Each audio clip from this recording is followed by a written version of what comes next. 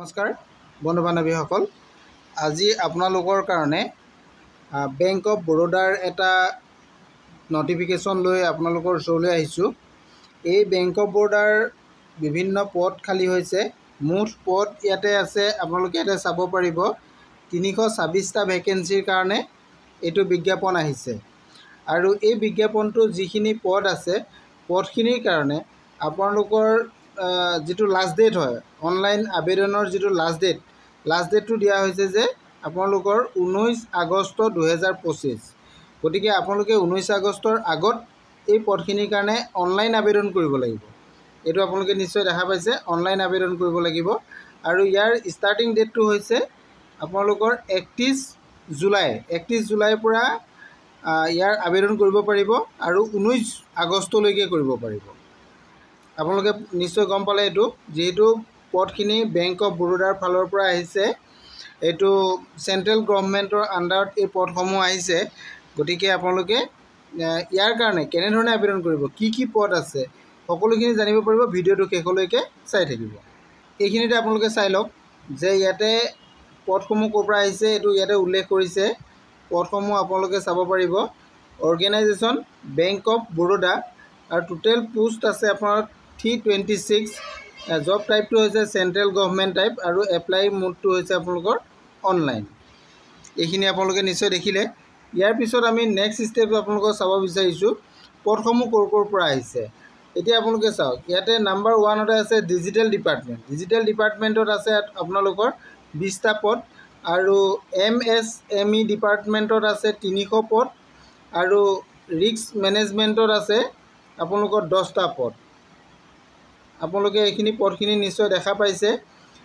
এতিয়া আমি আহোঁ এই পদসমূহৰ কাৰণে কি পদ আছে ইয়াতে চাওঁ। ডিজিটেল ডিপাৰ্টমেণ্টত কি পদ আছে। ডিজিটেল ডিপাৰ্টমেণ্টত আপোনালোকৰ ডেপুটি মেনেজাৰ পদ আছে, AVP আছে, তেনেধৰণে আপোনালোকৰ এইটো আছে মাছ ট্ৰানজিষ্টৰ ছিষ্টেম আছে। তেনে এই পদসমূহ ইয়াতে আছে না। মোবাইল বিজনেছ এপ্লিকেশ্যন এক্সেপ্ট্ৰা আপোনালোকৰ ইয়াতে আছে। আৰু MSME ডিপাৰ্টমেণ্টত আপোনাৰ 300 পদ আছে। ইয়াতে বেছি পদ আছে। এইটো হৈছে এছিষ্টেণ্ট মেনেজাৰ ছেলছৰ কাৰণে, ছেলছ এছিষ্টেণ্ট মেনেজাৰ পদ আছে। আৰু ৰিস্ক মেনেজমেণ্টত আপোনালোকৰ ডেপুটি মেনেজাৰ পদ আছে। আৰু আপোনালোকৰ চাইবাৰ ছিকিউৰিটি আছে, গ্ৰুপ ৰিস্ক আছে, ভেণ্ডৰ ৰিস্ক আছে। এনেধৰণৰ পদসমূহ ইয়াতে আছে। গতিকে টোটেল যিহেতু পদ আমাৰ গম পালে আপোনালোকে 326টা। আৰু পদসমূহ কি আছে এইখিনিও আপোনালোকক দেখাই দিলোঁ। এতিয়া আমি নেক্সট চাব বিচাৰিছোঁ এই পদসমূহৰ কাৰণে শিক্ষাগত অৰ্হতা। আপোনালোকে ইয়াতে চাব পাৰে এডুকেশ্যনেল কোৱালিফিকেশ্যন।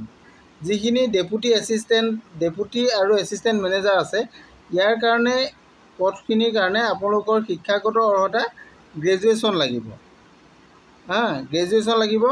আৰু গ্ৰেজুৱেশ্যনটো আপোনালোক কি হ'ব লাগিব ইয়াতে উল্লেখ কৰা আছে। BE হ'ব লাগিব, বা BTech হ'ব লাগিব, বা IT হ'ব লাগিব, ফাইনেন্স বা বিজনেছ এডমিনিষ্ট্ৰেশ্যনত আপোনালোকৰ গ্ৰেজুৱেশ্যন হ'ব লাগিব। তেতিয়া আপোনালোকে এই পদৰ কাৰণে আবেদন কৰিব পাৰিব। আৰু যিসকলে MBA কৰা আছে বা PGDM কৰা আছে বা প্ৰফেচনেল চাৰ্টিফিকেশ্যন লোৱা আছে বা CFA বা FRM বা PRM লোৱা আছে, তেওঁলোকে ইয়াতে প্ৰিফাৰেঞ্চ লাভ কৰিব। আৰু এক্সপিৰিয়েঞ্চৰ কথা ইয়াতে উল্লেখ কৰি আছে, 2 পৰা 10 বছৰৰ ভিতৰত আপোনালোকৰ এক্সপিৰিয়েঞ্চ হ'ব লাগিব। ডিজিটেলটোৱে হওক বা MSME ছেলছৰ কাৰণে হওক বা ৰিস্ক মেনেজমেণ্টৰ কাৰণে বা চাইবাৰ ছিকিউৰিটিৰ কাৰণে, এইখিনি আপোনালোকৰ এক্সপিৰিয়েঞ্চ ইয়াতে প্ৰয়োজন হ'ব। আৰু ইয়াতে বয়সৰ কথা আছে। বয়সটো ইয়াতে কি উল্লেখ কৰিছে চাওক। ডেপুটি মেনেজাৰৰ কাৰণে আপোনালোকৰ বয়সটো 22ৰ পৰা 26 বছৰৰ ভিতৰত দিয়া হৈছে। আৰু এছিষ্টেণ্ট মেনেজাৰৰ কাৰণে আপোনালোকৰ 22ৰ পৰা 32 বছৰ। আৰু AVP পোষ্টৰ কাৰণে আপ টু 45 ইয়াৰ্ছলৈকে দিয়া হৈছে। ইয়াতে এজৰ ৰিলেক্সেশ্যন পাব। SC ST সকলে 5 বছৰ, OBC সকলে 3 বছৰ, যিসকল PWD কেণ্ডিডেট আছে তেওঁলোকে 15 বছৰ ৰিলেক্সেশ্যন ইয়াতে পাব। এইখিনি ৰিলেক্সেশ্যনৰ কথা ইয়াতে উল্লেখ কৰি দিয়া হৈছে। আৰু ইয়াৰ কাৰণে আপোনালোকে এটা এপ্লিকেশ্যন ফিজ দিব লাগিব। এপ্লিকেশ্যন ফিজটো কোনে কিমান দিব লাগিব এইটো চাই লওক। যিসকল জেনেৰেল, OBC আৰু EWS কেণ্ডিডেট আছে তেওঁলোকে 850 ৰুপিজ পে'মেণ্ট কৰিব লাগিব। এইটো আপোনালোকে অনলাইন থ্ৰু পে'মেণ্ট কৰিব লাগিব। আৰু যিসকল SC ST PWD x servicemen women candidate আছে তেওঁলোকে 175 ৰুপিজ ইয়াতে পে'মেণ্ট কৰিব লাগিব।